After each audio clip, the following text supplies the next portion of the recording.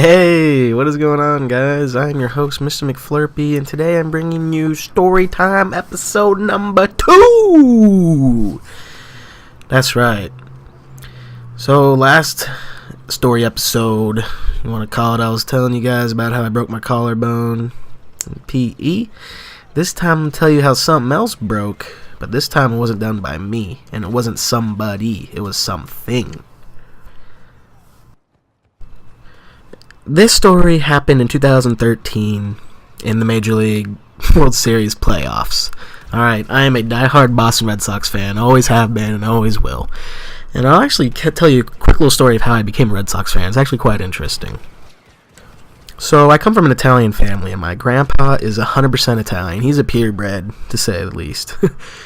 And so, his father migrated over here to the United States of America and ended up in New York. And so he was a diehard Yankees fan. So my grandpa obviously has been a Yankees fan his entire life. Well, when I was growing up as a child, my grandpa always told me, he was like, you gotta be a Yankees fan, son. Boy, I'm telling you right now, you ain't gonna be a Yankees fan, you won't be a part of this family. I mean, he was joking. He wasn't serious. If you know my grandpa, he's he's the smart ass type of dude. And I looked at him and I said, Grandpa, what's the team that the Yankees hate the most? Or who's their biggest rival? And he said, well, it's them goddamn Boston Red Sox. And I was like, that's it. I'm a Red Sox fan. And so that's basically how I became a Red Sox fan, and I've been one ever since then.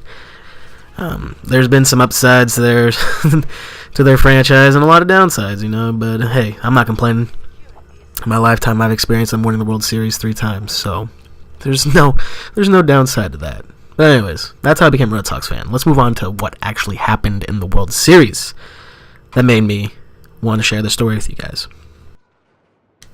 So it was the final game when the Red Sox won the World Series, and I went out and bought some apple cider bottles. I know it sounds awful, right? It wasn't champagne, but we wanted to reenact what they would do and pop the bottles when they did it. And so I bought 3 of them. I had friends over for the game. 2 of them are, which have YouTube channels, by the way, so go check those guys out. It's Emerald City Gamer and Northwest Fatty. So they're at my house. We were watching the game. And when it was over, we were going to go pop the bottles, right? And so I come down and I see Emerald City Gamer, a.k.a. Andrew. If you're watching or listening to this video, god damn, you fucking retard. Sorry, I just had to say it. Instead of holding the bottom of the bottle, right? He holds the cork, alright? And so, when it goes, the bottle beneath him falls and hits the ground and shatters everywhere, alright? There is nothing to drink or to freaking pop, alright? All he had in his hand was the cork, and the look on his face was hysterical. So that was the first part that happened. After that,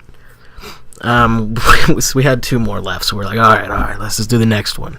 Well, we enjoyed it, We basically emptied most of the bottles and had basically a little pint to drink out of, Really nothing to drink out of. We were just so excited because the Red Sox won. And so, first thing that broke was the champagne bottle, or the apple cider bottle, with the cork being held instead of the actual bottle itself. The next thing that broke, alright, this is even better.